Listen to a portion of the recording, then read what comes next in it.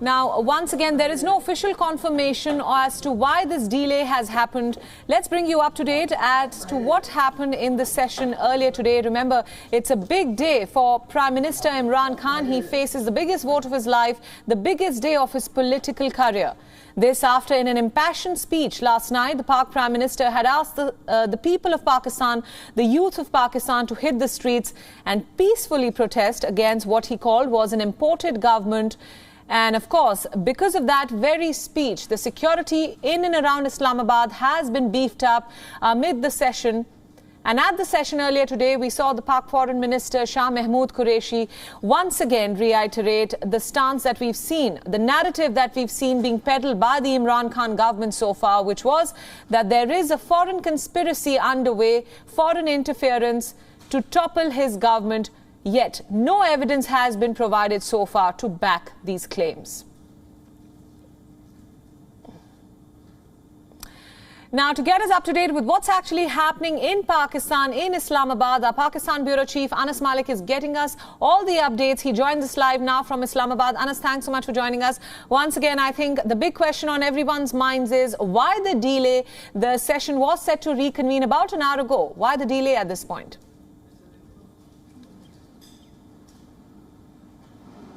Well, it was set to convene an hour ago, Priyanka, and what we know is that the opposition and the government both were in negotiations with the Speaker. The Speaker was adamant to have a debate on the matter of the alleged letter or the alleged foreign conspiracy, and that led to the debate, to the delay initially. Having said that, later onwards, at about 45 minutes back roughly, the azan for the call for prayer for the Zohar prayers was done, and that has led to another break for about 45 minutes, because since the azan until the namaz break is for about 45 minutes, so the session should have ideally resumed about 6 minutes back, ideally, in ideal cases, but as I talk to you, it has not resumed. The reasons of that are still unknown. What we know for a fact is that both the government and the opposition members are gearing up to do a protest.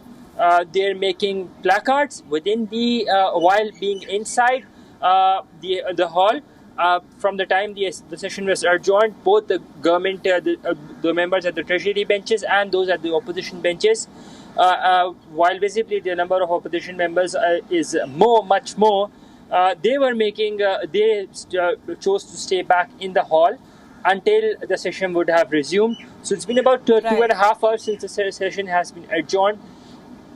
And it is yet to be reconvened, Priyanka. Anas, just to follow up to that, we've been interviewing experts through the day about what's actually happening in Pakistan. Some of them are saying that these are in fact delaying tactics by the government and that in fact we will not see this vote take place till next week. Is that likely at all?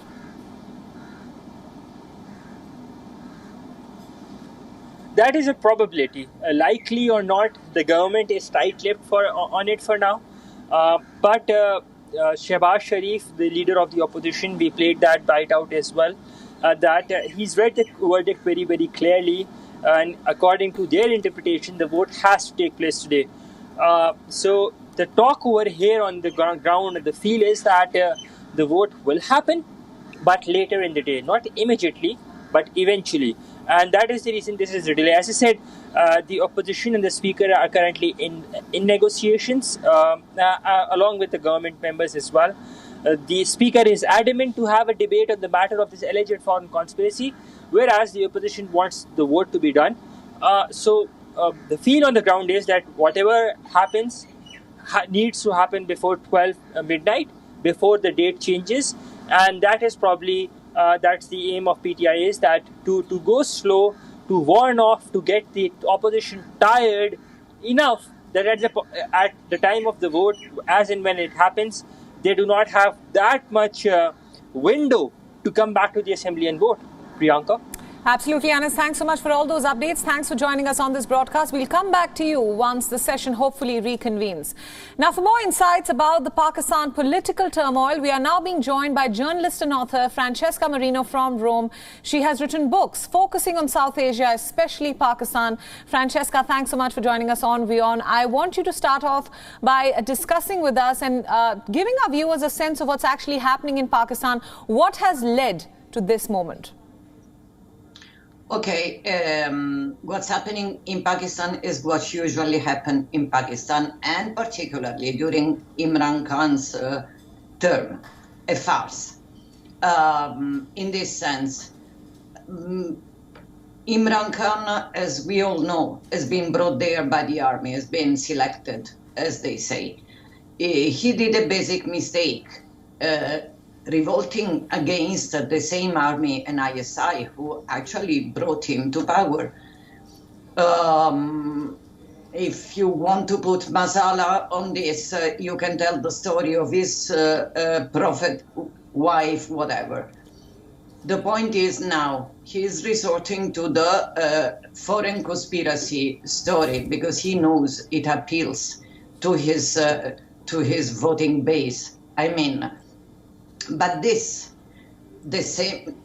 story tells you something about Pakistani political class. I mean, if half of the country broadly can be convinced that in the middle of the Ukrainian crisis and with the West, which is a term I don't like because it does not exist a bloc called West. Anyway, if the West is busy dealing with Ukraine and with the threat of another nuclear war, do you think it's possible that America is conspiring to change government in Pakistan? Right, Francesca, I'm just going to interject there. You've clearly put you've said that it's very silly to just come up with the name West. You're saying that you're bashing the claims of a foreign controversy, a foreign conspiracy to topple the government. You're saying that America is too busy, it's too distracted currently by the Russia-Ukraine war to be focusing on Pakistan. And this is in fact something even the Pakistan opposition has claimed. At this point, everyone wants to know, is there any evidence to back Imran Khan's claims of any kind of foreign conspiracy to topple his government? The only evidence that came out was a routine report by a diplomat. I mean, expressing opinions on the current situation. Then, that Imran as prime minister has been a joke more than a prime minister. We all know. I mean, you cannot contest opinions. Starting from the Japan-Germany shared border. I mean, come on, who takes him seriously? Right, you're saying nobody takes Imran Khan seriously. So do you see Shehbaz Sharif as the next Prime Minister of Pakistan at this point? Well, might be. But the point is, he's the leader of what? The so-called opposition is I mean, there are so many different parties. They fought against each other till the day before yesterday. They have nothing in common and they despise each other. So Shehbaz Sharif will be the prime minister of a coalition that will actually break up after 3 days because they had only a goal in common, ousting Imran. So what then happens to all those, the people of Pakistan who are battling an economic crisis? Are they essentially stuck between a rock and a hard place? Yes. I mean, nobody ever thought or was busy considering the people of Pakistan except in populistic speeches. I mean, the economic crisis is there since many years. It gets worse, it gets slightly better now, is in a maybe no return situation, but absolutely, yeah. Pakistan, the games are made by the army and choosing this or that political leader. I mean, don't think every single civilian leader of Pakistan is some way selected by the army. Otherwise, he won't rule. Absolutely. You've pointed out to the influence of the army, the military establishment on day-to-day matters and governance in Pakistan. Just some final thoughts from you on this matter. We recently heard the Pak Prime Minister Imran Khan appeal to the youth of the country, and whatever we may say, he does enjoy popularity within that section.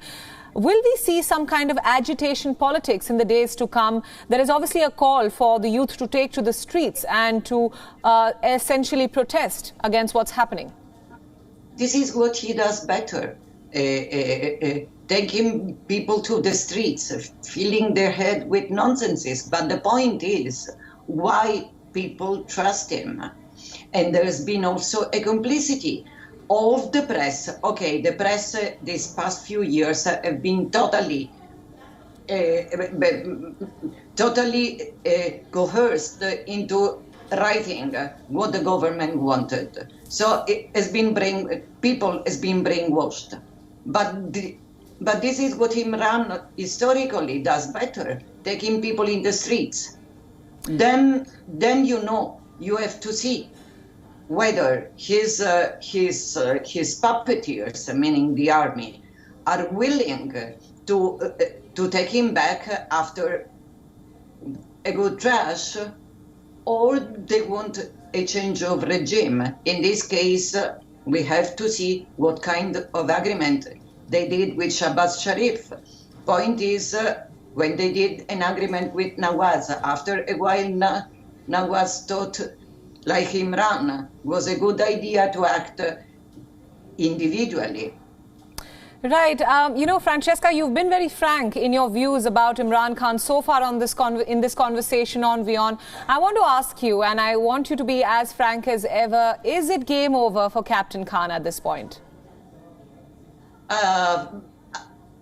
I'm not his wife. I don't have jeans sitting in my bedroom or a crystal ball. Might be over, but if you want to know what I think, might be over only if they found somebody who's willing to do the job better than him, in this sense, to say yes sir, all the time, without after a while thinking, I'm so popular, I can do it myself. So who could be that gentleman currently? Well, frankly, I have no idea, because both the Sharifs have their own personal agendas, their own personal views. They have their own